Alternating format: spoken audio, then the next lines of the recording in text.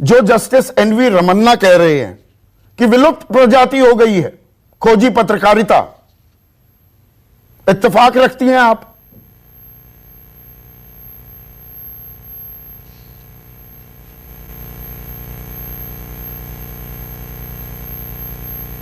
संदीप, अगर आपने सवाल पूछ लिया तो मुझे समझ नहीं आया, क्योंकि ऑडियो का कुछ मुझे संकट नजर आ रहा है। अभी आवाज आ रही है आपको?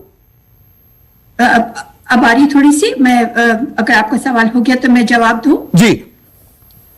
संदीप, विडंबना ये कि आज इसी हफ्ते जबकि नोबेल प्राइज मिला है दो पत्रकारों को दशकों के बाद, यानी कि शायद 70 साल के बाद, डिमिट्री मुराटोव जो कि रूस के हैं, रशिया के हैं, और मरिया रेसा जो कि फिलीपींस के हैं, जिन्होंने दोनों ने पुतिन के एक छत्र राज के भीतर उन्होंने खबरें दी हैं, और बल्कि उनके 6 पत्रकार मरे भी हैं। और मरिया रेसा जो कि ड्यूटर्टे के एक छत्र राज के बीचों बीच, वो उनको ये भी नहीं पता था कि वो ऑस्लो जा पाएंगी कि नहीं अपना अवार्ड लेने के लिए। विडंबना यह है कि उस सप्ताह में आप ये बड़ा सवाल उठा रहे हैं कि क्या खोजी पत्रकारिता यहां अपने अंतिम सांस गिन रही है।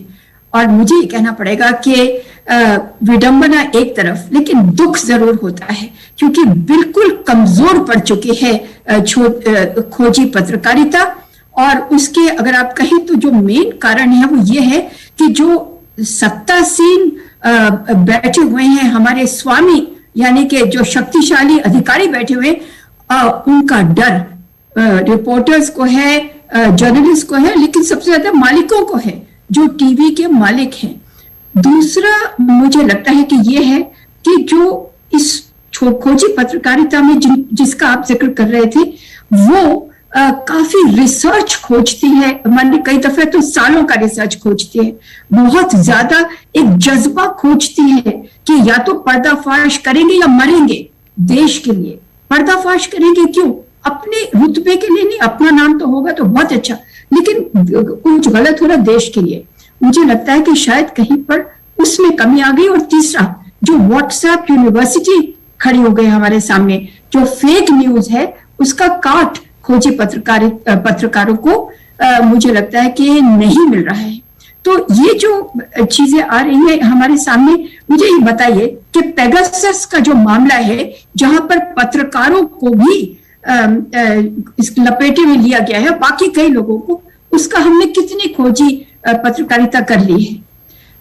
जो रफाल का मामला है वो मीडिया पार्ट, यानी कि फ्रांस की एक एजेंसी तो करती है, हम लोग कितना करते हैं। ऐसे बहुत से उदाहरण है। मुझे मालूम नहीं कि मुझे आपकी आवाज सुनाई नहीं पड़ रही कि मुझे अब बंद हो जाना चाहिए। नहीं, अच्छे मैंने बीच में अभी आपको टोका ही नहीं। और जो बात आप कह रही हैं कि देखिए सत्ता का दबाव, पर यह कहना कि ये इस सरकार में ही सत्ता का दबाव है, सत्ता का दबाव तो हमेशा रहता है। 2G स्पेक्ट्रम घोटाला, नीरा राडिया टेप्स भी आई तो मुझे अच्छी तरह ध्यान है, आउटलुक ने वो स्टोरी कैरी की, तो मालिकों का भी दबाव, सरकार का भी दबाव, तमाम दबाव उस वक्त आउटलुक के संपादक विनोद मेहता पर आया था। आपके बड़े भाई अरुण शौरी, उन पर दबाव 80 के दशक में था, वो भीष्म पितामह थे खोजी पत्रकारिता के। पर दरअसल आज की तारीख में क्या ये हो गया है नलिनी, आप एक बेहद लोकप्रिय कार्यक्रम चलाती थी, आंखों देखी, पर हमने आंखें बंद कर ली हैं, कान बंद कर लिए, बोल तो हम रहे हैं, मुंह बंद नहीं किया है, पर आंखों देखी आंखों अनदेखी में तब्दील हो गई है क्या आज की तारीख में? मुझे कहना पड़ेगा वाह क्या आपने अच्छी तो बंदी की। ऐसा है कि हमने आंखें नहीं बंद कर ली है, हमने जुबान अपनी बहुत ज्यादा ऊंची कर ली है। हमने क्या किया है कि हम इतना ऊंचा एंकर्स बोलते हैं, इतने दबदबे के साथ बोलते हैं, इतने, यानी कहिए कि मुझे अंग्रेजी का शब्द है एरोगेंस, गुरूर के साथ बोलते हैं कि बस हमें जो पता है वो ठीक है। मुझे लगता है कि जो एक विनम्रता से अगर थोड़ा सा पेश आए तो शायद वो सवाल भी पूछ पाएंगे, लेकिन ये हो सकता है कि सवाल असल में उनकी अब सेल्फ सेंसरशिप, यानी कि अपने ही जुबान पर ताला लगाना, ये एक प्रवृत्ति बन गई है।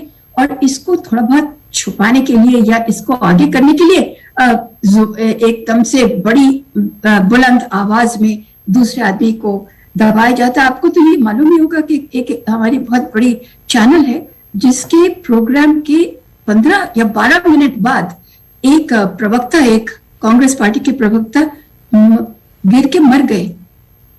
मैं ये नहीं कह रही कि उसी प्रोग्राम की वजह से मरे, लेकिन मुझे कहना कि इतना दबाव तो ना डाला जाए, क्योंकि उसमें क्या जो सच है क्या उसी तरह उजागर होता है, ये मुझे मालूम नहीं है संदीप।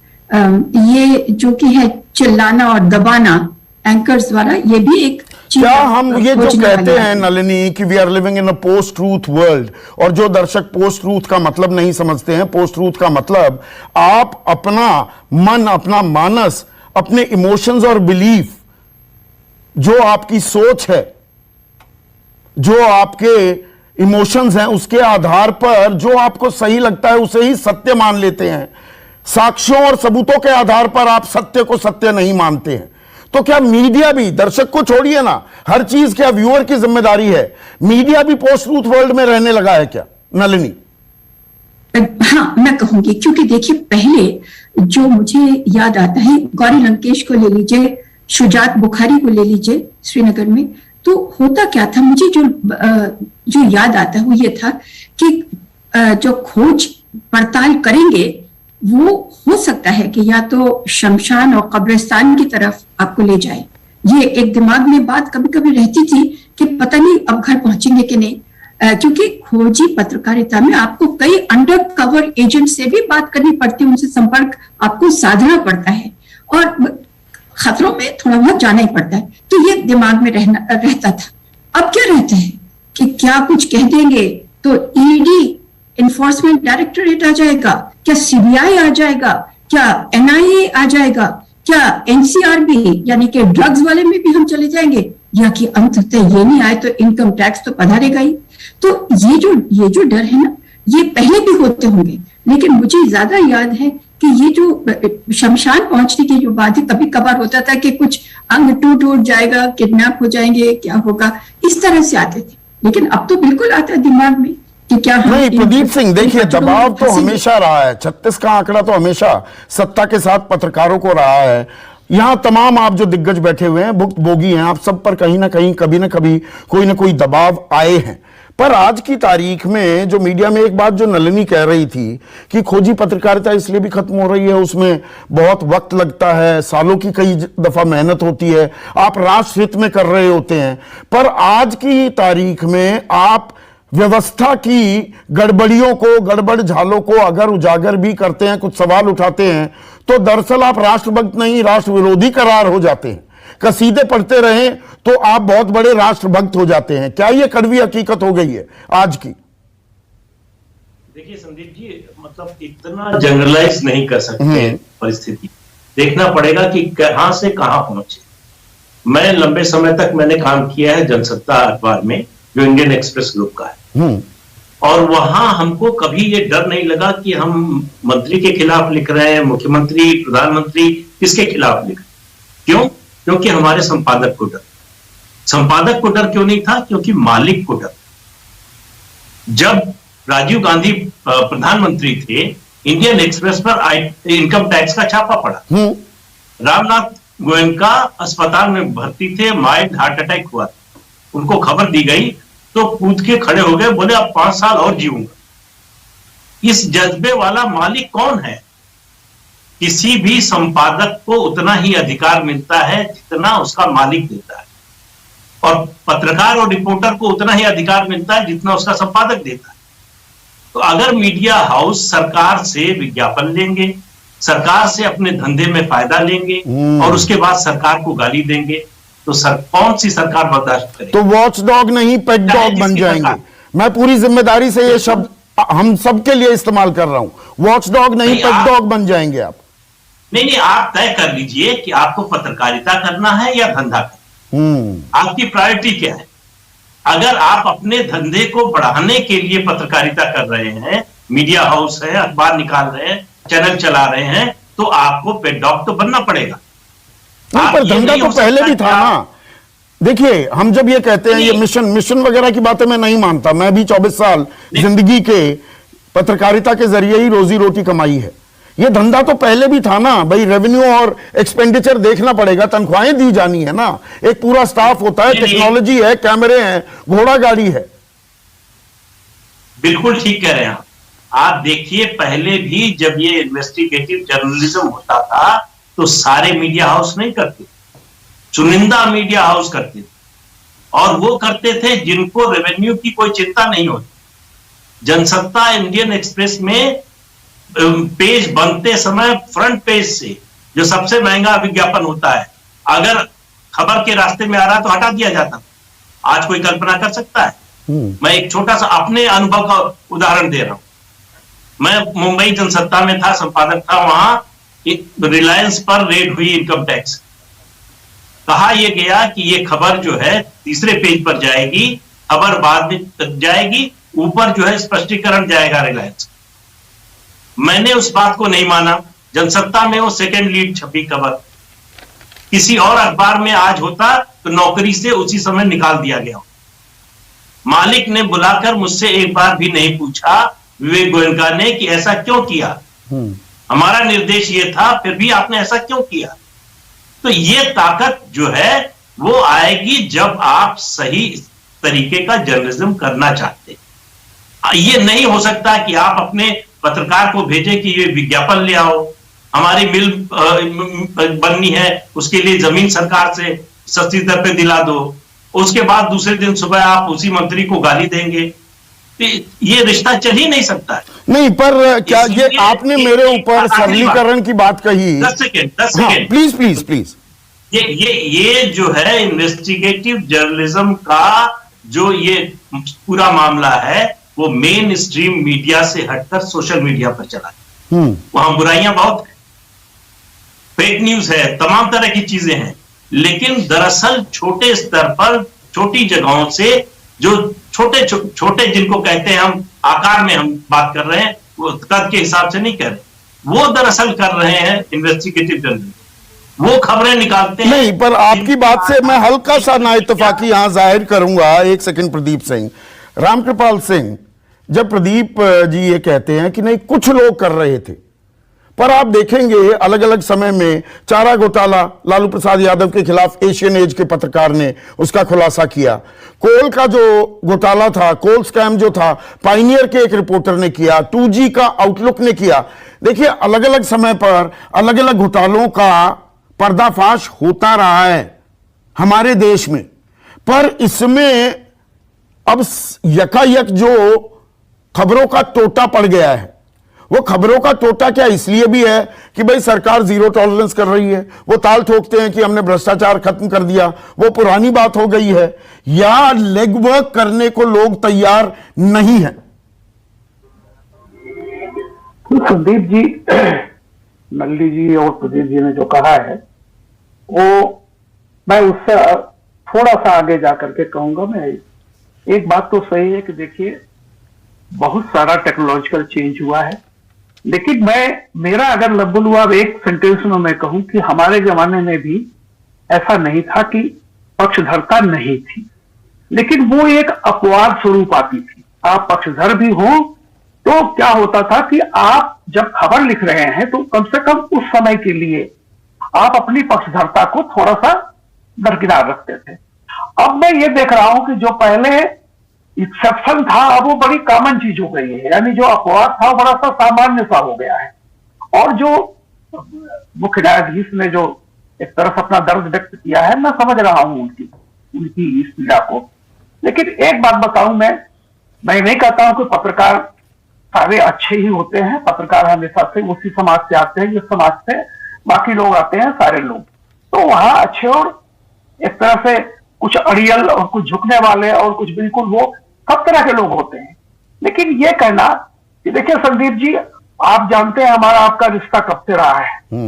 जब मैं टेलीविजन पे आता था, हम लोग भी हैं, तो पत्रकार ऐसा नहीं है कि पत्रकार एकदम बदल गया है या कोई नई कैटेगरी आ गया है।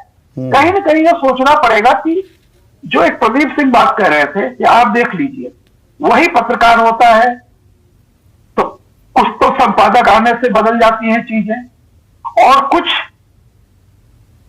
हाउस की पॉलिसी एक देखिए, हाउस की पॉलिसी बहुत मायने रख रही है आज की तारीख में।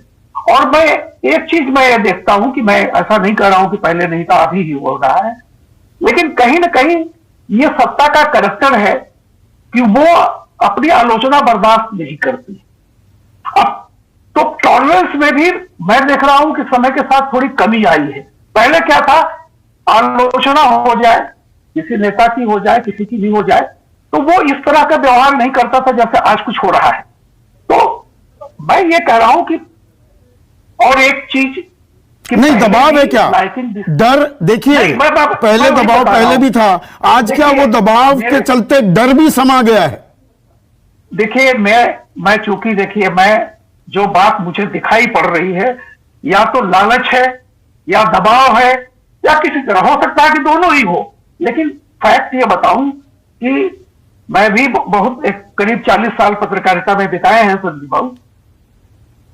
आप बहुत मुश्किल होता है कि हाउस की पॉलिसी के खिलाफ जाकर के कुछ भी दिखाना या लिखना, ये जनरल चीज है। बाकी जैसा आप कह रहे हैं, जैसा उन्होंने कहा है कि खोजी पत्रकारिता के साथ बिल्कुल सही कह रहे हैं, उसका टोटा पड़ा हुआ है, लेकिन सोशल मीडिया ने इसमें बहुत बड़ी भूमिका निभाई। हालांकि वो सही भूमिका नहीं है जिस तरह से, लेकिन एक अब कोई भी चीज क्या होती है कि कोई भी आजकल क्या है कि कोई ऐसा सच जो इसी खोजी चीज नहीं होती है कि जो तुरंत ना आ जाए, वो सोशल मीडिया से लेकर के, लेकिन तब भी स्कोप है, क्योंकि एक लाइन की खबर एसपी सिंह होती थी, एसपी सिंह होते थे तो एक लाइन की खबर वो देखते थे और कहते थे इस पर मेहनत करो। तो सच तो देखिए कहीं ना कहीं सोशल मीडिया पकड़ लेगा, लेकिन एक बात सही है कि अगर आप उस पर इन्वेस्टिगेशन करेंगे तो निश्चित रूप से होगी। लेकिन मैं जब आज तक में था, आशुतोष जी के साथ था, मैं आपको बताऊं, एक बार मैंने ये कहा था जनरल मीटिंग में कि भाई जो बीट आपकी होती है वो मिनिस्ट्री कवर करने के लिए है, मिनिस्टर कवर करने के लिए नहीं। ये मैं 2004-05 की बात कर रहा हूं, 15 साल पहले की। तो एक ट्रेंड में ये जो देखता था कि अगर आपको किसी की बीट दी गई है तो आप उस मिनिस्टर के साथ साथ खाली टहलिए, भाई आप उस मिनिस्ट्री के बारे में लिखिए ना। मिनिस्टर महत्वपूर्ण नहीं होता है, महत्वपूर्ण ये होता है वो विभाग की जिस तरह चाहे कोई भी मंत्रालय हो। नहीं, आपने अच्छा एक टॉकिंग पॉइंट दिया है। 1 मिनट रामकृपाल सिंह, विजय त्रिवेदी, मिनिस्ट्री इंपॉर्टेंट है, मिनिस्टर नहीं। लेकिन दरअसल आज की तारीख में ब्लैकलिस्ट होने का डर और जो ये आसान पत्रकारिता है कि मंत्री से 4 मिनट बात कर लीजिए, वो बड़ी खबर है। मंत्रालय का कामकाज कैसे चल रहा है वो बड़ी खबर नहीं होती। और स्वर्गीय विनोद दुआ ये बात कहा करते थे कि पत्रकारों को एक बीमारी लग गई है, वाइकेरियस सेंस ऑफ पावर, कि शक्तिशाली लोगों के साथ दिखना, उठ बैठ करना और उनका 2-4 मिनट का इंटरव्यू लगा देना, कर देना, वही बताता है कितने भारी भरकम पत्रकार हैं। जी मैं इन लोगों के इंटरव्यू करता हूं, खबर नहीं दिखाते हैं। और आज की तारीख में वो डर हो गया है कि हमारे खिलाफ कुछ बोलोगे आपसे बात ही नहीं करेंगे। तो वो वाइकेरियस सेंस ऑफ पावर भी गई और आपकी एक्सेस भी खत्म हो गई।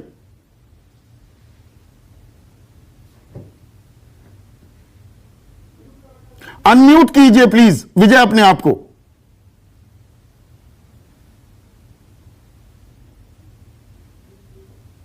जी बोलिए, अभी भी म्यूट है। नहीं, सिस्टम में कुछ दिक्कत है। मैं ये सवाल आशुतोष आपके लिए, मैं सिस्टम ठीक करता हूं विजय का।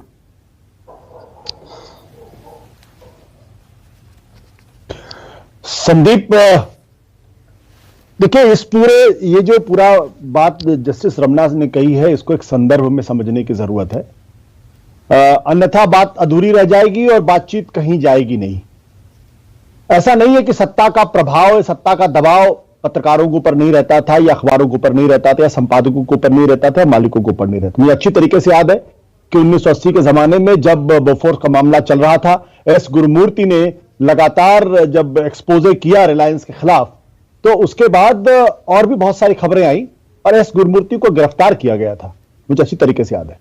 तो ऐसा नहीं है कि कोई सत्ता का अपना एक स्वरूप होता है, सत्ता अपने स्वरूप के हिसाब से काम करती है, लेकिन पत्रकारिता का बुनियादी धर्म है सत्ता से टकराना।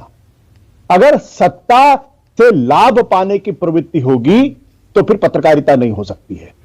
लेकिन जो मौजूदा स्वरूप है मौजूदा स्वरूप इसलिए है क्योंकि पत्रकारिता को एक योजना के तहत डिस्क्रेडिट करने की, बदनाम करने की, इंस्टीट्यूशन के तहत उसको तबाह करने की एक सत्ता की तरफ से कोशिश है।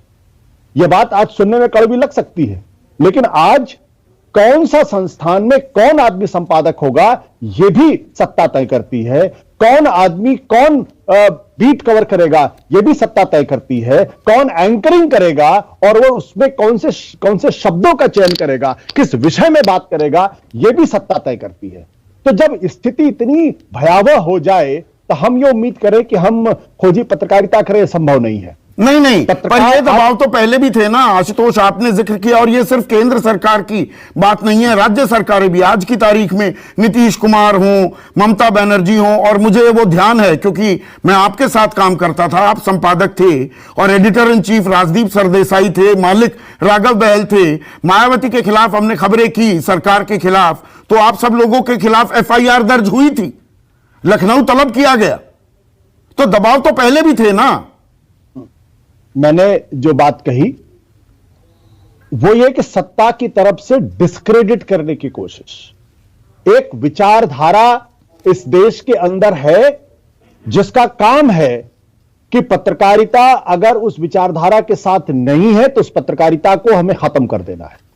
अगर संपादक हमारे साथ नहीं है तो उसको खत्म कर देना है। उसको टुकड़े टुकड़े गैंग कहना है, उसको जो है खान मार्केट गैंग कहना है, उसको जो है गद्दार कहना है, उसको पाकिस्तान परस्त कहना है। और तो और मुझे अपने मित्रों से सुनने को मिला कि आप जो है आप तो नफरत करते हैं प्रधानमंत्री जी से। तो मैंने सवाल पूछा कि भाई 2014 के पहले भी जब मैं प्रधानमंत्री जी की आलोचना करता था तब तो किसी ने नहीं कहा कि मैं उनसे नफरत करता हूं, या आज ये इन शब्दों का इस्तेमाल क्यों होता है कि मैं नफरत करता हूं।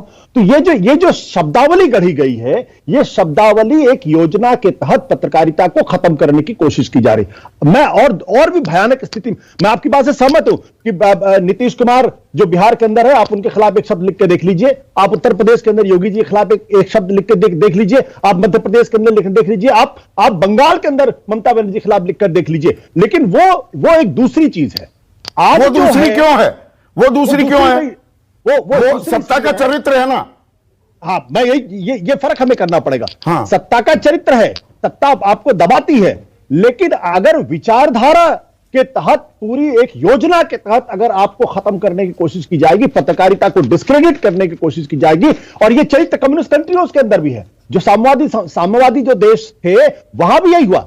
तो मैं जो बात आपसे कहना चाह रहा हूं वो बड़ी महत्वपूर्ण बात है कि आज की तारीख में पत्रकारिता, सिर्फ और सिर्फ पत्रकारिता वही जीवित रह सकती है जो विचारधारा का जो अभीष्ट है उसके निर्माण में अगर मदद करती है, तभी जीवित रह सकती है, अन्यथा जीवित नहीं रह सकती है। अगर जीवित रहना है तो उसी तरीके, तो पत्रकार को दलाल बनना पड़ेगा, बीट रिपोर्टर को चपरासी बनना पड़ेगा मंत्री का, और विचारधारा का वाहक बनना पड़ेगा। अगर आप नहीं है तो आपको एक हाशिए पे छोड़ दिया जाएगा और ऐसे कोने में छोड़ दिया जाएगा जहां आपको इररिलेवेंट बना दिया जाएगा। आशुतोष, आप बड़े आज निराश, नकारात्मक, हताश दिख रहे हैं।